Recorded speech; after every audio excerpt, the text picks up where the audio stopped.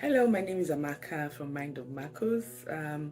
If you've watched any of the videos that we've posted previously, Mind of Makus is a mental health education platform, and I hope that you follow me and you follow me on this journey to learning and sharing what I've learned and growing together, because that's the intention really.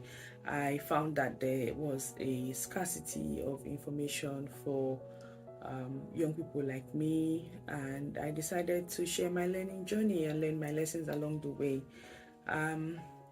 Outside that, as kind of like an alignment with my purpose, I also practice as a psychiatrist. I do not give mental health advice. I do not consult. I do not diagnose people on social media. So I would advise you not to ask any questions that have to do with any of this. Go to your local mental health practitioners. I'm sure they are well qualified to offer you clinical services. So what we do here is just education for the ordinary person like you and I, if I wasn't a psychiatrist, and it's just a small part of what Mind of Makus is about, but I thought it would be important to share that aspect of my knowledge as well, because I'm committed to sharing whatever I think might be helpful. I found that with going into hospital for a psychiatric admission, it fills people with dread, fills people with fear, and so I thought that for the month of April we'll do something on that. But now it's spilled over to me, so enjoy.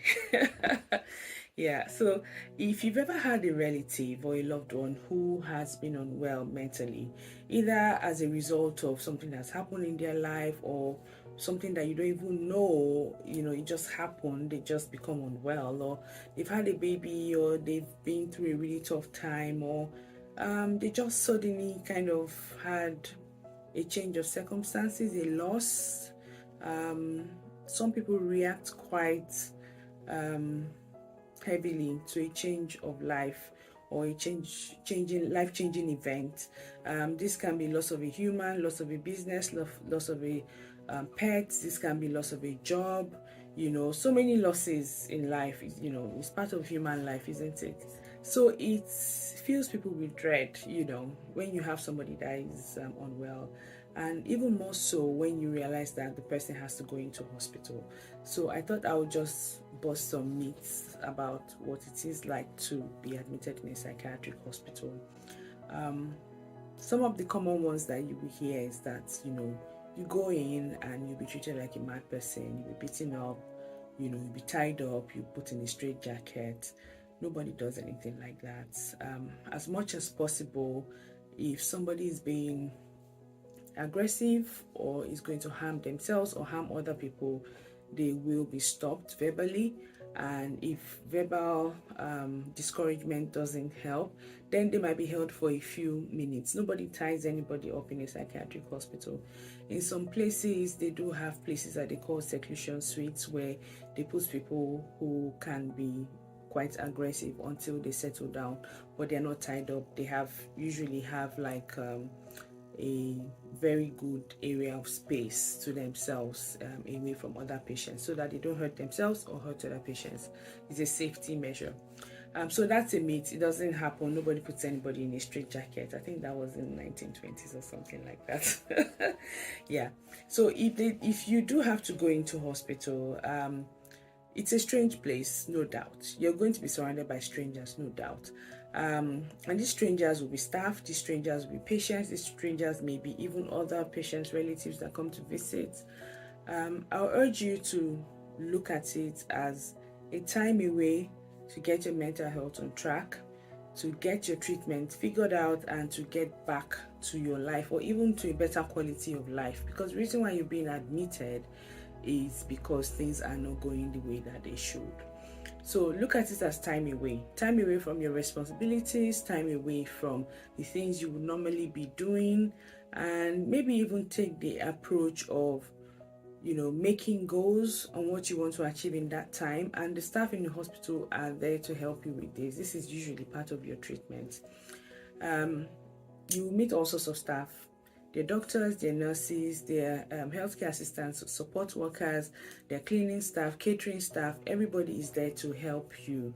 Unfortunately, I would not say that every single person will be nice, because in the world not every person is nice, but everybody there is there to make sure that you get back to your life as soon as possible.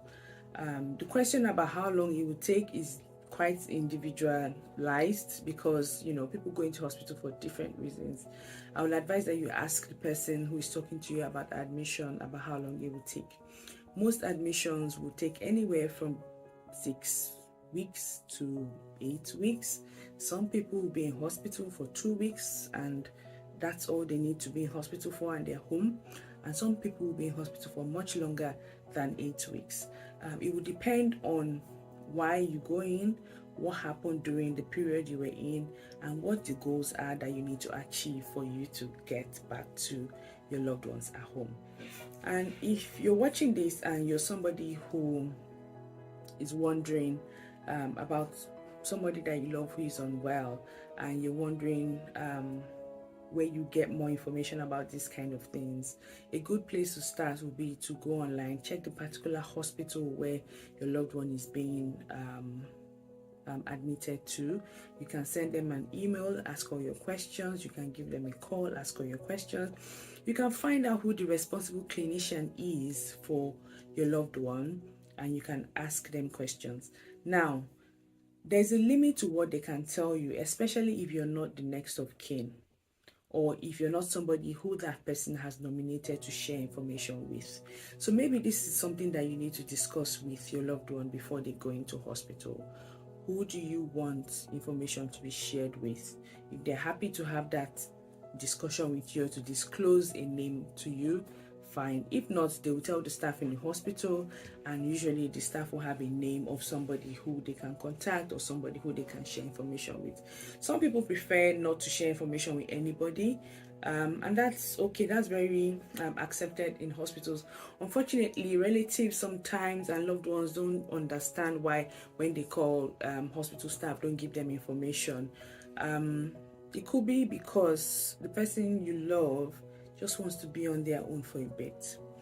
Maybe they don't want you to know what's going on with them.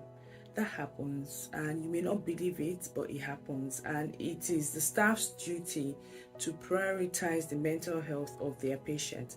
The relatives, family and friends, they love them, but they are not our patient. They are not the staff's patient. Mental health staff will prioritize the mental health patient.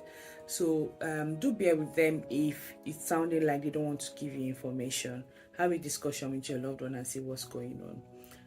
If you really feel like maybe they are being shady or hiding something from you, or they are not being upfront about things, or you suspect something, write a letter to the hospital management. That's usually a good place to start, because they can investigate what's happening in the particular ward where your loved one is.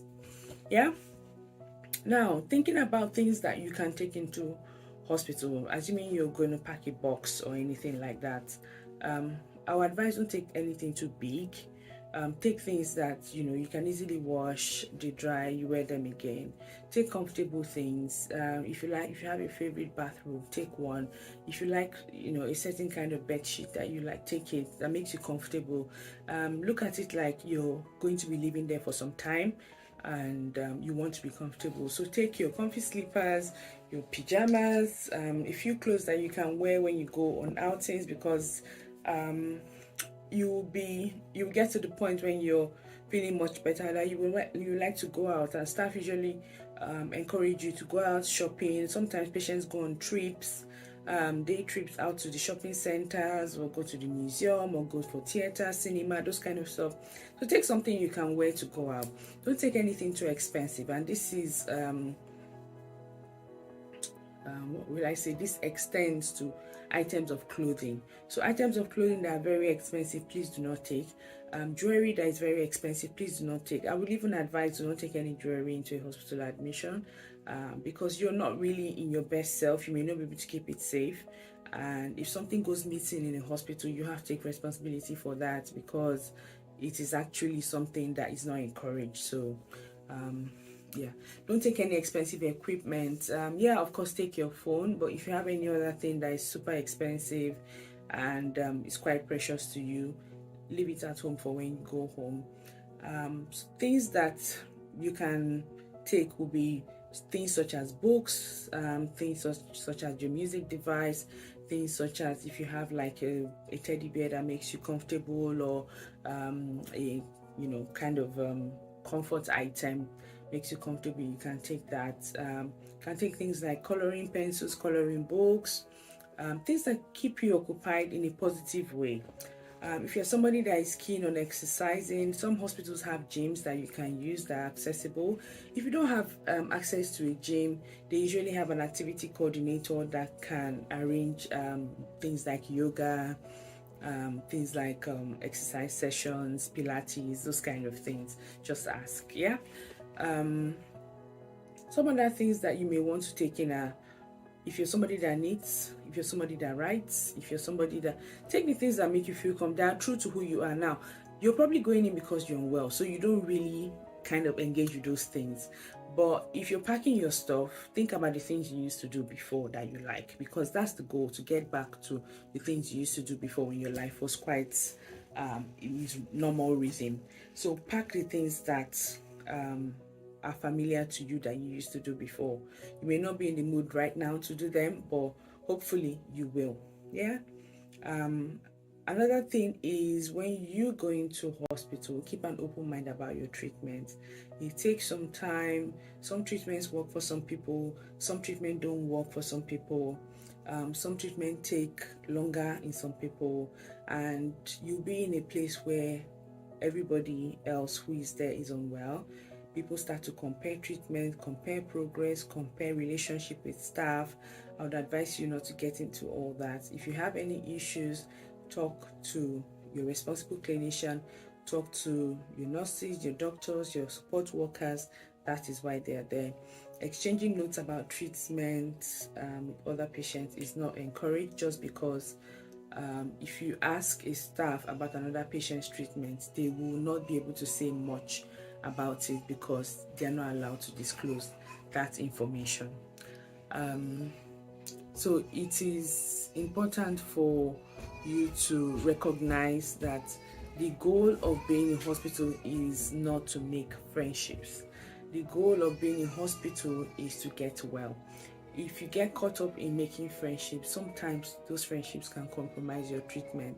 Not by intention, not like, every friendship will compromise your treatment, but, bear in mind again that a lot of people there are also on a treatment journey or recovery journey, and they may not be making the best decisions. So try not to get caught up in the emotions of forming friendships when you're in hospital. Of course, be cordial, be respectful, be kind, be generous as you can, but don't get too emotionally involved with people in hospital. And of course, don't get romantically involved with anybody in hospital, and this includes the staff. Like, don't go falling in love with people who are taking care of you, or even allow them to abuse you in any way, because there are quite strict consequences for that on their side of things.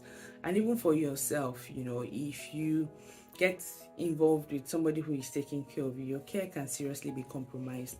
You really don't want that. Yeah.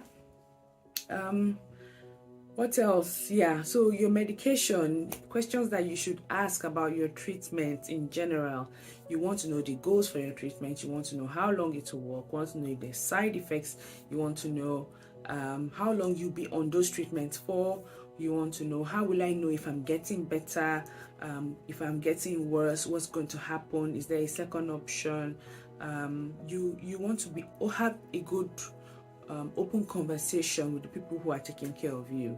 And it's quite a big team. It can be a bit intimidating when you come into the meetings for discussions, because everybody needs to be there, everybody needs to contribute. And when I say everybody, I mean your doctors, your nurses, your healthcare workers, your psychologists, sometimes your social worker.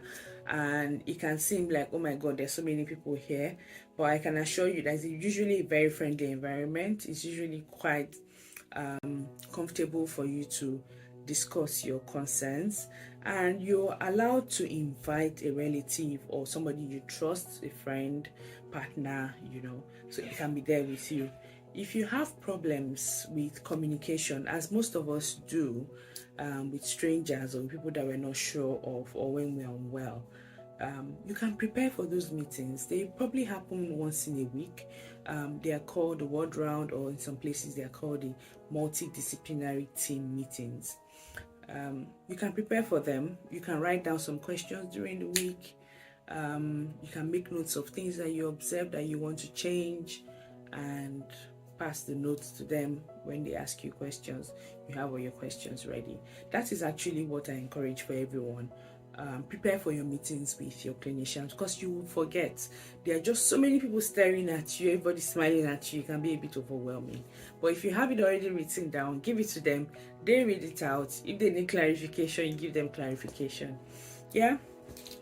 And of course, when you get into hospital to be admitted, you're going to be asked a lot of questions. Somebody like me, who is probably more junior to your responsible clinician, will ask you a lot of questions, and these are questions that you may have answered before. Usually you would have answered them before, but we need to ask them again, just because we need to hear exactly from you what has happened before you came into hospital, what your goals are, what your life has been like, what you're working towards. It's a get to know you session.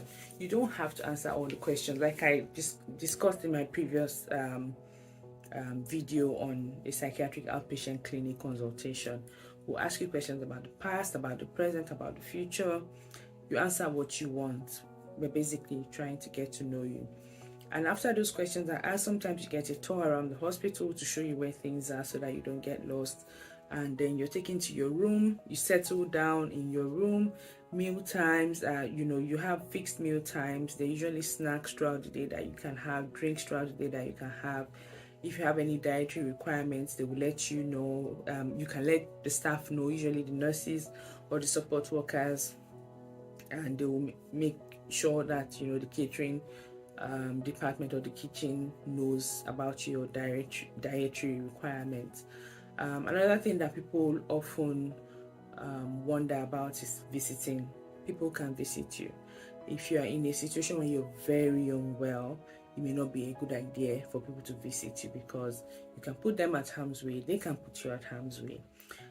Things like visiting are things that you can discuss with staff on the ward, and they can arrange it. If you have children that need to see you, there's usually a children's safe place that children can come and visit. They won't be let onto the ward, like into your room, just because there are so many other people on the ward. It's probably not safe for them, so there's usually a designated visiting area for children. Other than that, you have opportunities to do your laundry. If you have a religious practice, you'll be able to do that. You have a schedule of things that you do with your nurses, doctors, psychologists. They'll have sessions with you, talk to you, and give you something called a care plan, where everything that they want to do for you has been written down in a way that you would understand. For people who are very unwell, they usually are not in a position to understand that. But if you're a relative and you're somebody who has been nominated to be the next of kin, or somebody who the person wants to share information with, you can actually ask, for the care plan to be discussed with you. Any other thing that people want to know about being in hospital? Discharge usually takes a while. It's usually quite done gradually, because this is somebody that has been unwell for a while. Assuming it's an 8-week admission, 8 weeks away from your normal life. We're not just going to say, oh, you're fine today, okay, go home. You start gradually. You start with something called leave. Leave is time that you spend out of the ward. Sometimes it can be just around the hospital premises, just to build it up gradually, so somebody is not overwhelmed by just being out all at once. For some people, they get the opportunity to have been going out throughout their admission. They go out on on their own, spend time with family, come back, that kind of thing. For some people, that's not the case. So it's usually slower depending on the person's ability to keep up with activities of daily living as well. So people go on leave. If leave is successful, you have longer hours out. If that's successful, you go overnight to spend time at your house. If that's successful, you fix a date, you go home to your loved ones, and that's it. Usually you're transferred also to like a community team that kind of carries on your care in the community. So you have somebody to reach out to should things go bad, somebody to follow you up, to encourage you along the way, and to keep you on a good path. Something I need to mention before I finish off this video is that I talked about relationships on the ward. Something else that is not smiled upon is drugs. And I know people who use drugs sometimes feel like, you can't stop me, you can't control me, and they want to continue the habit even while they're in hospital. And I know I can understand the challenge, because if it's something that gives you pleasure and gives you an escape from the things that are bothering you, it's hard to kind of let it go. But it is not something that will be smiled on. It's something that can get you kicked out of hospital. It's something that can compromise your care. It's something that can compromise the care of the other people on the premises. Not everybody has the courage, or even not just courage, but ability to say no to things like drugs. Some people are working on their resilience, they're working on their ability to stand up for themselves and things like that. So whatever you offer them, they take. So it might be okay with you, you take it and you're fine, but there's somebody else that is there that is really, really vulnerable, and you offer them this drug and they become very unwell and they can die. And so those kind of things are not things that are taken lightly at all in hospital premises. Anywhere around the hospital, do not bring drugs, do not stash drugs, do not trade drugs, do not use drugs. Do not ask for people to bring in drugs for you when they visit you. It is frowned upon, not just because of you, because of every other person on the premises. It's very bad to see the effects that it can have on people who are quite vulnerable and didn't know what they were taking when they were taking it. So yes, please don't do that. I needed to say that because it's very important. It's a very, very important part of your mental health care if you have to go into hospital. Yeah. If there's any other thing that you guys want to know about being in hospital, put your question in the comments, or you can send an email, or you can just holler on Instagram. And please subscribe. Hit notification bell, all those things we say on YouTube. Yeah, do all those things. It's helpful, just so that more people can see us, more people can learn, more people can have information that is useful, and you help us grow as well. And that's really important, because I think that what we are doing here is useful to a lot of people, and not very many people are doing it. So do help us grow. Subscribe, share, hit notification bell, and drop a comment or a question and I'll answer. Have a lovely rest of the day. Take care of yourself. Okay, bye.